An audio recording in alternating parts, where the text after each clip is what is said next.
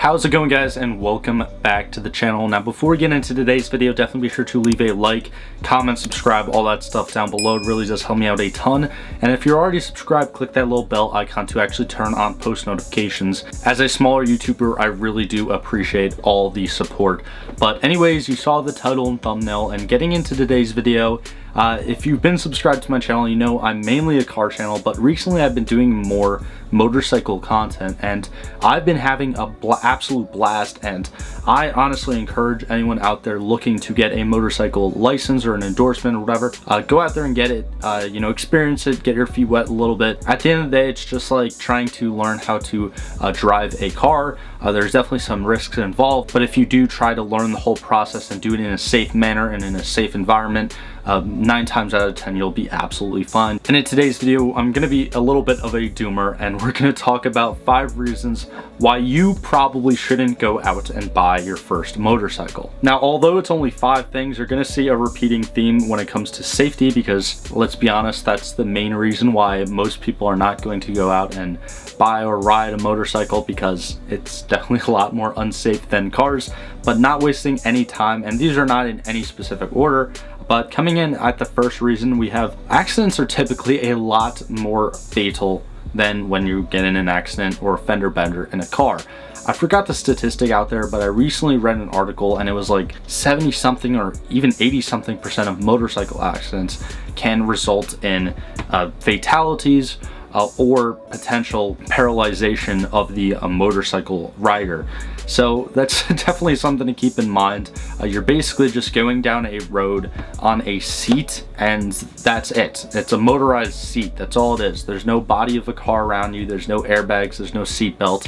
There's no windshield. There's no roof. There's nothing. So you definitely have to be on your guard 110% every single time that you get on a motorcycle, and you have to be watching out for everyone around you and assuming that nobody else sees you or cares about you, because honestly, there's some real idiots on the road. All you have to do is type in like a simple YouTube search and see a bunch of different dash cam or GoPro footage from motorcycle riders and people just like turning into them and stuff. It's really scary, and one of the things that you have to be conscious of when on a motorcycle. Now, moving on to the second reason why you should probably second guess buying your first motorcycle is that something as simple as a bad or old tire can cost you your life. When you're in a car, you have a little bit of a warning. Most modern vehicles nowadays actually have TPMS sensors, so they already tell you when you need to put air in a tire or you have a nail in your tire or whatever, and they practically make it idiot proof. However,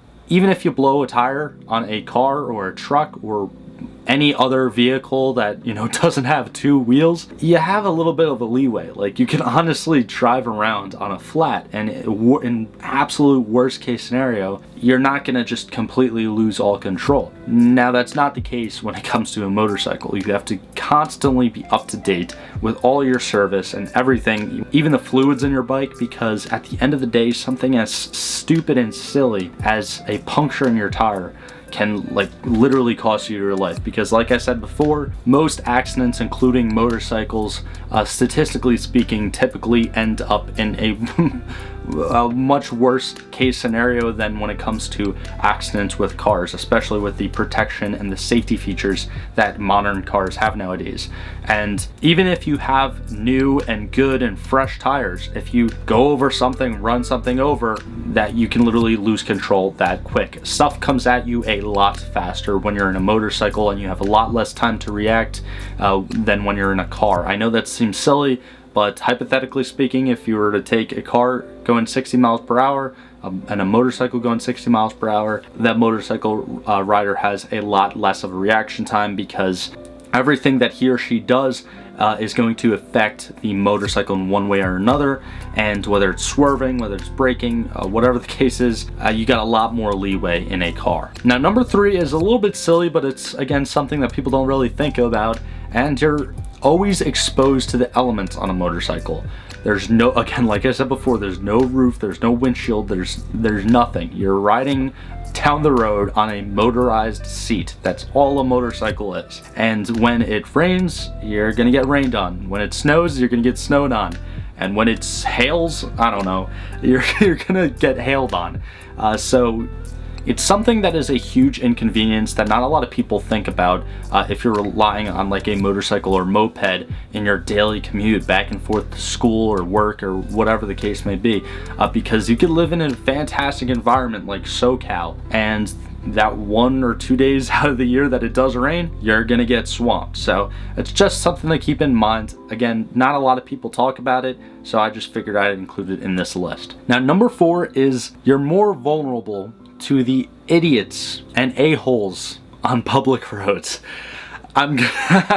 Like, there's so many times, especially in New Jersey where I live and how congested it is here in this state, that people are just idiots and they're either completely inconsiderate and know what they're doing, or they're just so stupid to not even know their mistakes, and they're either just cutting people off or slamming on their brakes or on their phone or who knows. I probably run into at least 10 morons on the road on a daily basis, and I'm not trying to be like mean or anything, but it's just the reality of the world that we live in. And in today's day and age where cars are so much easier to drive and driving licenses are so much easier to acquire because the tests aren't really that hard and the courses aren't really that hard, it's just like you got a lot of idiots on the road. And when you're on a motorcycle, again, you have a lot less time to react. If someone cuts you off, you know, you could be going right into the back of them. If someone slams on the brake, you could be going right into the back of them.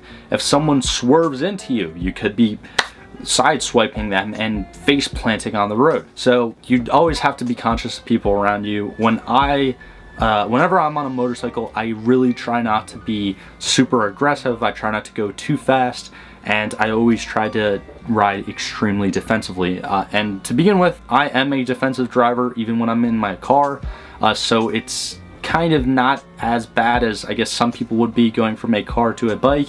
But however defensive I am when I'm in my car, I'm probably 10 times as defensive when I'm riding a motorcycle, because honestly, at the end of the day, you have to be, and you can be involved in an accident and it could be 100% not even your fault. Now, before we get into this last point, again, just know that this is kind of like an opinionated video, and I honestly think that you should go out and ride a motorcycle, and this last point can be taken both positively and negatively. It all depends on your own perspective.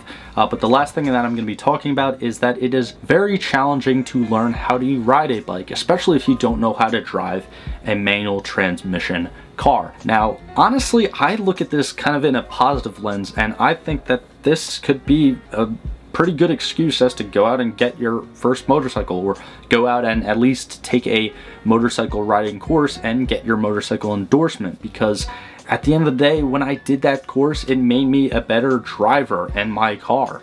Those skills are transferable between vehicles with 2 wheels and vehicles with 4 wheels when you're on public road. So again, I think that this is like a positive reason that you could actually use an excuse to go get your motorcycle, but also some people can be very intimidated by it.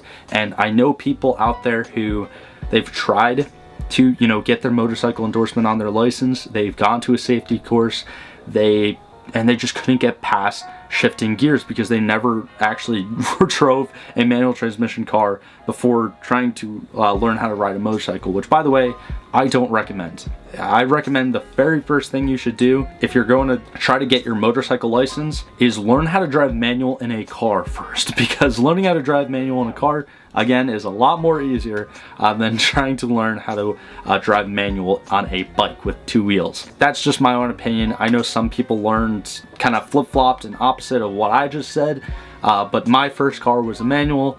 I still have it, and I obviously drove that way before I even thought about getting my motorcycle endorsement. But that's pretty much just gonna be it for me today.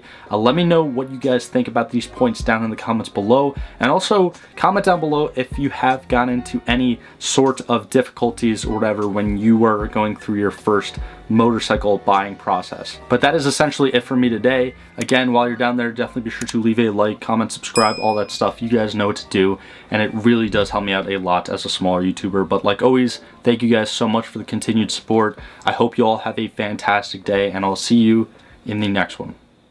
If you enjoyed today's video, click on either of these links right here to watch a similar video from this channel, or click on the little circle link right there to actually subscribe to the channel. It's absolutely free. I do appreciate all the support, but thank you for sticking to the end of this video, and I hope you have a fantastic day.